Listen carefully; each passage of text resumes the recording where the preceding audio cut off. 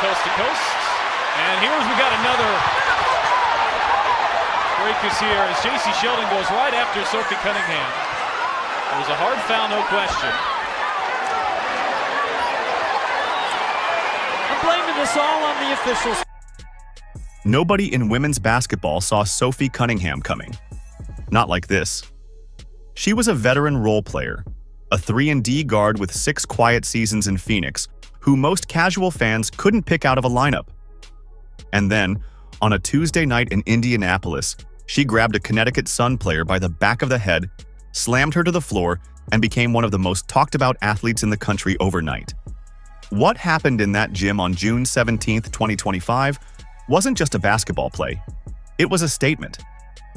It was the moment the WNBA's simmering tension around Caitlin Clark finally exploded in the most physical way possible. And the moment Sophie Cunningham stopped being a background character and became the story herself. If you want to understand what really went down that night and why it matters far beyond the ejections and the fines, you have to start at the beginning. Because this wasn't random. This had been building for a long time. Before any of this, Sophie Cunningham was a kid growing up on a farm in Columbia, Missouri, and she was already terrifying. Not in the way you'd expect from a child, but genuinely, uncomfortably, impressively terrifying. By the age of 6 years old, she had already earned a black belt in Taekwondo. Let that sit for a second. While most kids her age were learning to tie their shoes and trying not to trip over their own feet, Sophie Cunningham was completing one of the most rigorous physical and mental disciplines on the planet. Her parents, Jim and Paula, were both athletes themselves at the University of Missouri, and so competition was just the air she breathed growing up. She played basketball, she played volleyball, and when her high school football team's kicker went down with a torn ACL, she walked onto the football field and became the backup kicker, and was good at it. She was later crowned homecoming queen while still wearing her football uniform. That combination of toughness, versatility, and total refusal to back down from anything is not something you develop overnight. It's built over years on a farm in Missouri, trained into you one practice at a time, and it was always going to surface eventually, in a big way. She took that background to the University of Missouri and absolutely dominated. By the time she was done with her 4 years as a Tiger, she had become the program's all-time leading scorer. Not just one of the best, the best. She averaged 17 points a game in her senior season, and she was the only player in the entire country that year to average 17 or more points, grab 200 rebounds, knock down 83 pointers, and hit 150 free throws all in the same season. Numbers like that earned her AP All-America recognition and set her up as a clear draft prospect. The Phoenix Mercury selected her 13th overall in the 2019 WNBA draft, making her the highest drafted Missouri player in program history. She spent 6 seasons in Phoenix, building a reputation as a lockdown defender with a reliable three-point shot and a willingness to guard whoever the coach needed her on. She was good, she was steady, but she wasn't famous. And that was about to change. The trade that changed everything happened quietly, the way most important WNBA moves do. On January 31st, 2025, Cunningham was part of a 4-team deal that sent her to the Indiana Fever. The team everyone in the basketball world was watching. The team with Caitlin Clark on it.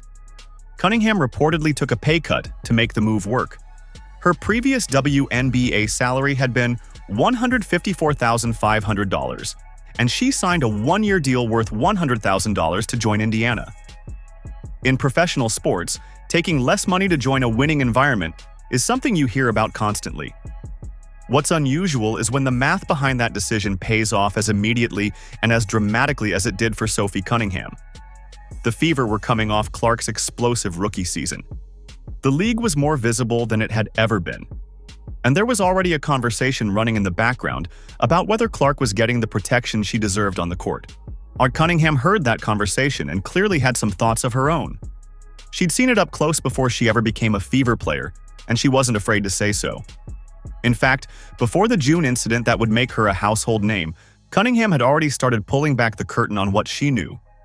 On her podcast, she revealed that when she was still with the Phoenix Mercury, there were explicit conversations in the locker room about how to handle Caitlin Clark when the teams faced each other. The plan, as Cunningham described it, was essentially to physically intimidate Clark, to show her what the W really is, as she put it.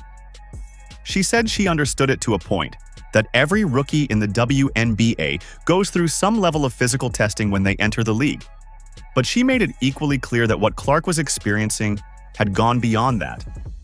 It wasn't just competitive toughness. It was something more deliberate. And now that she was playing alongside Clark every day, watching it happen in person, her reaction had shifted from understanding to something closer to disbelief. She said simply, "It's too much." 3 words that told you everything you needed to know about where her head was going into that Connecticut game. The Indiana Fever and Connecticut Sun met at Gainbridge Fieldhouse on June 17, 2025. On paper, it looked like a regular season game. The Fever were expected to win, and they did, 88-71.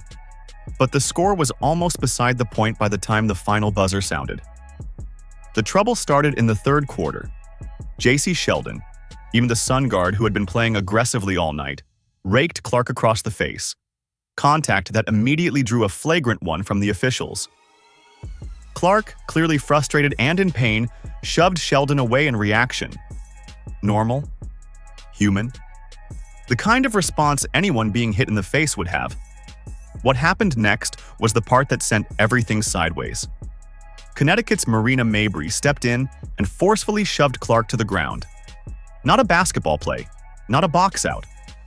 A shove with intent that put Clark on the floor in front of a packed arena. In the moment, Mabrey received only a technical foul for it. The game continued. No ejection, no flagrant. Just a tech and a free throw. The Fever players saw it. The coaches saw it. Everyone in the building saw it. And Sophie Cunningham, sitting there watching the refs let it slide, filed it away. With 46 seconds left in the game and the Fever leading by 17, Sheldon came down the lane on a breakaway layup attempt. The game was already decided. There was no basketball reason for what happened next, except that there absolutely was, just not in the traditional sense.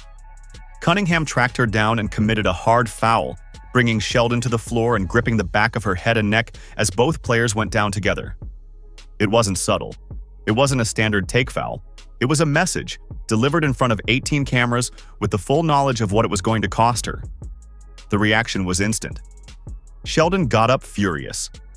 Connecticut's Lindsay Allen rushed in. Players from both teams converged. What had been a blowout with less than a minute left turned into a full-on confrontation, with officials scrambling to restore order while the crowd at Gainbridge lost its mind.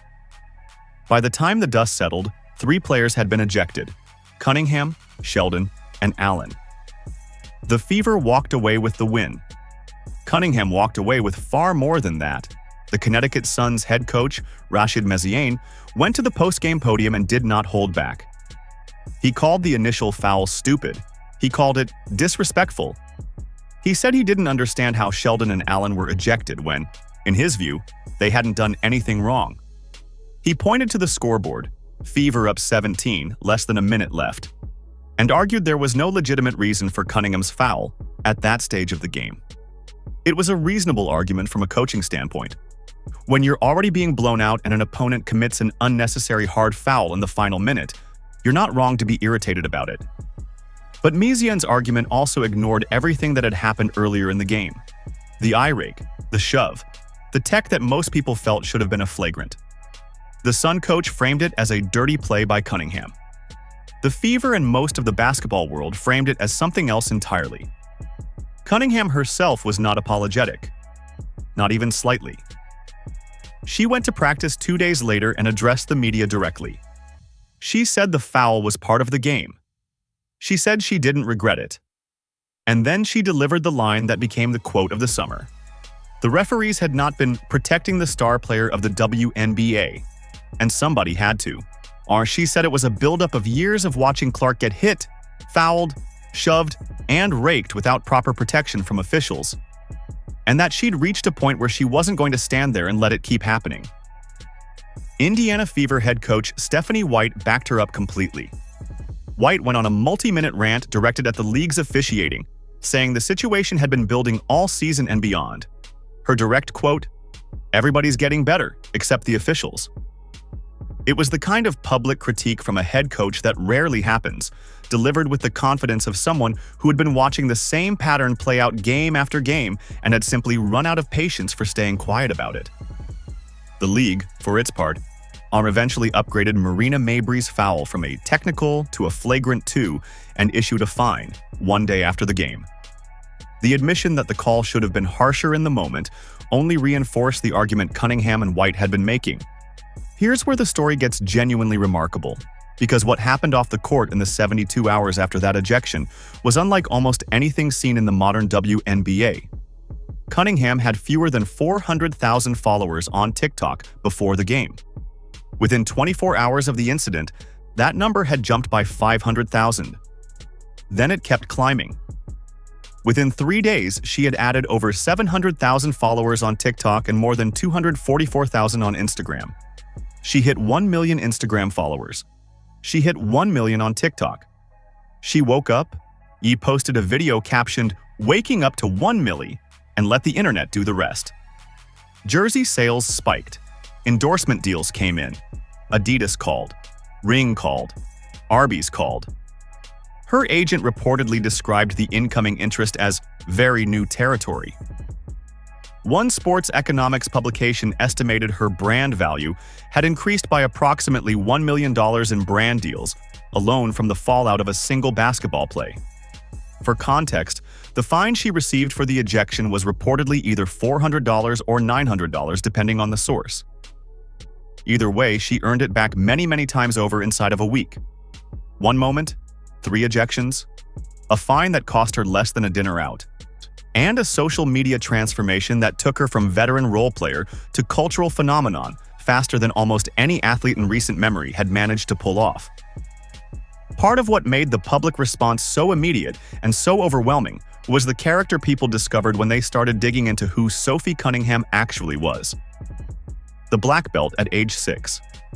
The farm girl from Missouri. The backup kicker who kicked extra points at her high school football game while wearing pads and then went and got crowned homecoming queen in the same uniform. The podcast host. The straight-talking zero apology personality who looked directly into the camera after getting ejected and said she'd do it again. She was the kind of athlete that the internet is specifically designed to make famous, someone with a genuinely interesting backstory, or a personality that doesn't feel manufactured, and a moment that cut right through the noise of a saturated sports media cycle. People who had never watched a WNBA game in their lives were suddenly watching clips of Sophie Cunningham on their phones at 2 in the morning.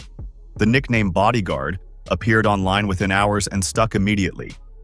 By the end of the week, it was everywhere. ESPN's Pat McAfee talked about it on his show. Analysts debated it. Clark fans embraced Cunningham as a protector figure. And even people who thought the foul was too much had to admit there was something compelling about the decision and the person who made it. The backdrop to all of this was a conversation that had been running through women's basketball for more than a year, about whether Caitlin Clark was being treated differently than other players, about whether the WNBA's officiating was protecting its most marketable star, and about whether the physical treatment Clark was receiving was crossing a line. Cunningham's Phoenix revelation added a whole new layer to that conversation. The idea that teams were actively strategizing about how to physically test Clark, not just compete hard against her, but specifically plan to show her what the W is, changed how a lot of people understood the situation. It wasn't just random toughness. It wasn't just veterans establishing hierarchy with a high-profile rookie. It was something more coordinated. And Cunningham was now saying it out loud from inside the locker room ecosystem where those conversations had happened. The fallout from that revelation was significant. It confirmed suspicions that many Clark supporters had been expressing for months, and gave those suspicions the weight of a first-hand account from someone who had been in the rooms where those decisions were made. Cunningham's own relationship with controversy isn't entirely clean either, which is part of what makes her such an interesting figure in all of this. Back in 2024, when she was still in Phoenix, she posted a photo on social media wearing a red hat with white text, and a significant segment of WNBA fans immediately accused her of political signaling. The backlash was swift and loud. The hat, as it turned out, said "Hot Cowgirl Summer." Not a political statement. Not a message. a hat. The Phoenix Mercury's official account had to step in and clarify publicly what the hat actually said, which is one of those genuinely strange moments in modern sports where a player has to be defended by their franchise over a fashion choice. Some corners of WNBA fan culture had already labeled her MAGA Barbie by that point, a nickname she never asked for, and one that said more about the charged atmosphere surrounding the league than it did about anything Cunningham had actually done or said. Her real political views remain her own business. But the fact that she had already been processed through the culture war machinery around WNBA basketball before any of the Clark stuff happened gave the June incident an additional layer of context. She wasn't a blank slate. She was already a polarizing figure to certain fans, which meant her decision to protect Clark was immediately read through political lenses by people who were already primed to do exactly that. She also walked into the season carrying something else nobody was talking about publicly until she brought it up herself. Before the 2025 season began, rumors surfaced alleging she'd had an affair with Josh Bartelstein, the CEO of the Phoenix Suns and Mercury. Cunningham denied it directly and without hesitation. She called the allegations untrue and said they were extremely hurtful. The Suns organization backed her up and refuted the claims entirely. Whether the rumors had any basis in reality or were entirely fabricated is something nobody outside that situation can know, but the timing was significant. She was entering a new team, a new city, and the most visible season of her career, and she was doing it with a rumor like that swirling around her.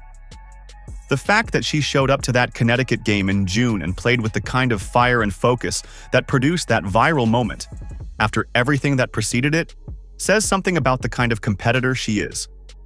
What happened after all of it accelerated her career in ways that are difficult to fully quantify but impossible to ignore. The $2 million deal with Project B, the new women's basketball league planning to tour Asia and Europe, made her one of the highest-paid players in women's basketball by total annual earnings, a number that exceeds her entire previous WNBA career earnings combined in a single contract. The move to USA Network as a studio contributor for the 2026 season, alongside her continued playing career, is the kind of dual-platform positioning that almost no active athlete manages to pull off. Her podcast, Jersey Sales, brand deals with Adidas, Ring, and Arby's, the Sports Illustrated swimsuit issue feature, the million-plus follower audiences on multiple platforms. The financial and cultural transformation from one night in Indianapolis is staggering when you add it all up.